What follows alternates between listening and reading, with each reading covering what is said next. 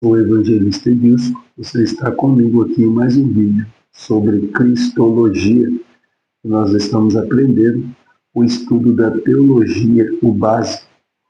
Hoje nós estudaremos sobre Cristologia. Você que ainda está vendo a primeira vez o vídeo, falta alguns vídeos, você vai ver os outros também sobre Cristologia. A introdução sobre a teologia, onde nós também aprendemos bibliologia, a repartição dos livros, tanto no hebraico quanto no grego, alguns nomes que eu citei em hebraico e o significado de cada um deles, tá bom? Também no segundo vídeo você vai encontrar lá sobre o tempo intertestamentário, onde você aprende qual a mudança que teve de Malaquias para Mateus, ou de Malaquias para o nascimento de Jesus. Qual a mudança que deu ali? Por que mudou? Qual a diferença? Por que no Antigo Testamento morria tanta gente, agora no Novo não morria tanto assim? O que mudou nas guerras? Você vai aprender no segundo vídeo. Aqui hoje nós estamos no estudo de Cristologia. Hoje nós falaremos a respeito do teofania. A palavra teofania, ela vem de duas raízes gregas. Theo, Deus, fania, aparição. Então, teofania é aparição de Deus ou manifestação de Deus. Exemplo, quando nós abrimos lá em Gênesis capítulo 32, a partir do versículo 22, diz a Bíblia que Jacó ele luta com um anjo a noite inteira. E esse anjo que está lutando com Jacó, diz a história que ao raiar do dia, ao começar o dia, agora o anjo pergunta para ele o que ele quer. E quando ele fala para o anjo, aí o anjo abençoa ele, dá uma bênção para ele, mas o anjo faz um pacto com ele. O anjo toca na sua coxa, pelo lado de trás, e ali faz um pacto com ele. Segundo alguns estudiosos, alguns historiadores, existia um pacto naquela época, um juramento, a qual você colocava a mão na coxa da pessoa, na parte de trás, e fazia um juramento com ela, assinando ali uma palavra que tinha que acontecer aquele juramento. Então, quando o anjo toca ali, segundo alguns historiadores, Jesus toca na coxa dele, faz um juramento com ele, troca o seu nome de Jacó, agora ele passa a se chamar Israel. Também temos a aparição de Jesus, a teofania, o Filho vindo. Josué capítulo 5, versículo 13, você vai ver também Juízes 13, versículo 18, Isaías 63, versículo 9, aonde nós vemos a teofania, a aparição de Jesus. Jesus representa Deus ali. Jesus é o próprio Deus, o Filho de Deus, vindo ali em uma teofania, em uma manifestação do próprio Deus aqui na Terra. Também temos alguns estudiosos, algumas religiões que afirmam que Jesus é o próprio Arcanjo Miguel. Eles usam esse termo por falar, porque o nome em hebraico Miguel, ou Mihael, ninguém é como Deus, ninguém é como Deus. E quando eles acham esse nome de Miguel, e diz a história que Miguel é um dos anjos mais poderosos, eles dizem, não, esse aí é o próprio Jesus. Mas sabemos no estudo, e temos certeza disso também, que Jesus ele não é o arcanjo Miguel. Até mesmo em Hebreus capítulo 1, versículo 8 e versículo 9, você vê que Deus usa muitos anjos para seus trabalhos. Só que quando no versículo 9, capítulo 1 de Hebreus, versículo 9, quando Deus se refere ao Filho, ele se refere a trono, ele se refere a poder, mas aos anjos não. Então nós vemos que Jesus, ele, além de não ser um anjo, ele não pode ser comparado a um anjo. O nosso Senhor e Salvador Jesus Cristo, ele merece toda a honra, toda a glória, toda a majestade, os anjos não. Então não se pode comparar Jesus com um anjo. Seria uma audácia tremenda da nossa parte comparar Jesus com um anjo. Ainda que algumas religiões elas querem comparar Jesus com um anjo, não dá para comparar Jesus com um anjo. Bem, Jesus não se compara a anjo nenhum. Os anjos devem o adorar, nós devemos o adorar. Mas ele não é comparado a anjo. Ainda no mesmo tema da cristologia, nós também temos o grande eu sou. Quando Deus aparece para Moisés, no Êxodo capítulo 3, versículo 14, Moisés está conversando com Deus, e segundo alguns historiadores, e temos base para isso, que eu também acredito e afirmo, o próprio Jesus aparece para Moisés em Êxodo 3, versículo 14.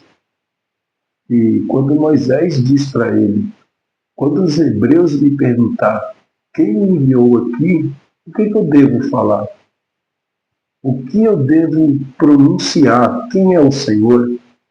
E aí ele diz, aí o próprio Deus diz, fala que o eu sou o que sou te enviou. E aí, quando você ouve essa pronúncia de Deus falando que ele é o eu sou o que sou, você vê Jesus usar essa mesma pronúncia. Exemplo, João 8, versículo 58. Você vê que Jesus ele fala, eu sou, o eu sou. João 14, versículo 6. Eu sou o caminho, a verdade e a vida. Ninguém vem ao Pai a não ser por mim. Olha que Jesus está falando. Se você quer alcançar o céu, se você quer alcançar o Pai, se você quer ver Deus, o único caminho para alcançar o céu, alcançar Deus, sou eu. Ou você vem a mim, ou você me obedece, ou você me adora, ou você obedece às minhas leis, ou você não alcança Deus. Então não dá para colocar Deus em uma dimensão e Jesus em outra. Já que se Jesus, para nós alcançarmos o céu, nós precisamos obedecer e adorar a Jesus, e Jesus disse, nós não fizermos isso, nós não alcançamos a Deus, então não tem como eu falar que Jesus, como algumas religiões falam, é um Deus menor, ou Jesus é o arcanjo Miguel, ou Jesus é um anjo, ou Jesus é só alguém profeta, ou Jesus é qualquer coisa. Não, Jesus é um Deus. E se você quer alcançar ao Deus Pai, você precisa seguir as regras do Deus Filho. O eu sou de Êxodo capítulo 14, capítulo 3, versículo 14 de Êxodo, é o mesmo eu sou de João 14, versículo 6. Lá no mesmo, você vê que a mesma forma, a mesma junção. Ali por quê? Porque o eu sou de Êxodo 3,14 é o eu sou o libertador, porque o povo está na escravidão. O eu sou de João 14,6 é o mesmo. Ele fala, eu sou o caminho, eu sou a verdade, eu sou a vida. Então, se você quer mudar de vida, vem a mim. Se você quer uma libertação, vem a mim. Então, Jesus, nós devemos toda adoração a Ele. Nós devemos toda obediência a Jesus. Nós rendemos graça, glória, louvor ao nosso Senhor e Salvador Jesus Cristo. Não dá para colocar Jesus em uma prateleira e colocar Deus em outro, ou um acima do outro. Não, os dois estão no mesmo lugar. Como último tema sobre a cristologia, Cristo no Hades, ou no Sheol. Sheol em hebraico, Hades ou Hades no grego. Ambos são o mesmo lugar. Descanso das almas. A interpretação, para alguns, o sepulcro, onde acreditam que as almas estão dormindo lá. Para outros, não. Para outros, seria Lucas capítulo 16, onde Jesus usa uma parábola ali contando sobre o rico e Lázaro, aonde nesse mesmo Hades, ou Sheol, tem duas divisões.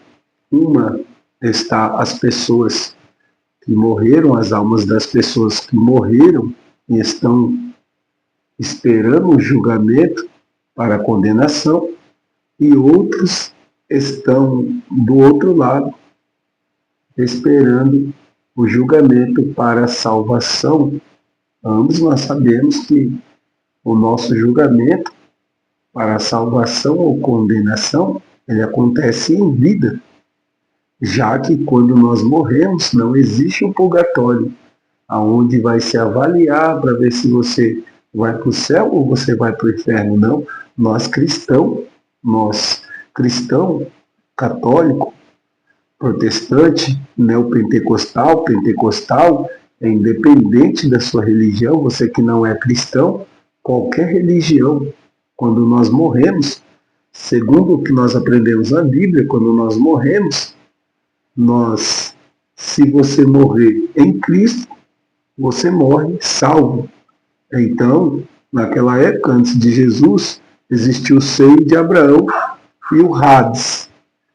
A divisão, segundo alguns historiadores, um ficava um pouco mais alto que o outro, mas os dois, um dava para tanto quem estava no seio de Abraão via quem estava no Hades, quem estava no Hades conseguia ver quem estava no seio de Abraão, segundo o que Jesus conta na parábola do rico e Lázaro. Nós acreditamos sim que quando a pessoa morre, ela não fica dentro do cemitério, ali, dentro do caixão, ali no corpo, a alma continua, não, ela é levada a um lugar específico. Nós vemos só que quando Jesus morre, aí parece que o lugar é mudado. Agora não é mais seio de Abraão, mas é o paraíso, aonde Jesus diz para aquele ladrão que está na cruz: ainda hoje estarás comigo no paraíso. Então nós entendemos ali que Jesus parece que mudou o lugar. Esse paraíso também vemos lá no Apocalipse, lá, algumas almas que estão ali clamando abaixo do céu. Seria esse o paraíso. Mas percebemos ali que essas almas, elas têm consciência, porque elas estão pedindo para Deus, para que Deus julgue as mortes deles. Então eles têm consciência que eles morreram por Cristo. Eles têm consciência do que fizeram com Ele. Do outro lado, nós temos também o rico ali no Hades, onde ele fala que ele tem um pai, onde ele fala que ele tem irmãos. Então, a nossa crença, que nós acreditamos que existe sim um lugar quando nós morremos, que não é a sepultura, a alma ali ela não fica na sepultura, mas ela é levada para um lugar específico. E continuo também afirmando que temos consciência, segundo o rico e Lázaro, segundo o livro do Apocalipse, onde as almas estão clamando por justiça. Como você clamaria por justiça se você não tem consciência do que aconteceu? Cristo, agora quando morre, ele teria descido. Há muitas interpretações. Ele teria descido no Hades, ou no inferno, onde alguns usam esse termo, inferno, ou Hades, Sheol, e teria lutado com Lúcifer, o diabo, e ali ele teria vencido ele e tomado a chave da morte. E nós vemos lá no Apocalipse, capítulo 1, ele tem a chave da morte. E alguns dizem ali que Cristo venceu a morte. Ele teria vencido o diabo. Só que quando nós vamos para Êxodo, quando Deus manda que Moisés proclame ali ao rei do Egito, para falar para ele que algumas pragas iam vir, já que ele não queria libertar o povo, nós vemos que uma das pragas seria a morte do primogênito. E diz a Bíblia que à meia-noite o anjo do Senhor passou aonde morreram todos os primogênitos, aqueles que não tinham a marca, nos umbrais das casas, morreram, o primogênito de cada casa. Tendo essa base, eu acredito, segundo o que eu entendo da Bíblia, que a chave da morte sempre esteve com Deus. E Deus ele não vai lá lutar com o diabo, e nessa luta que dura quase 2 dias, segundo alguns historiadores, ou quase chega a 3, Jesus teria vencido e tomado a chave da morte, já que ele aparece agora no Apocalipse com a chave.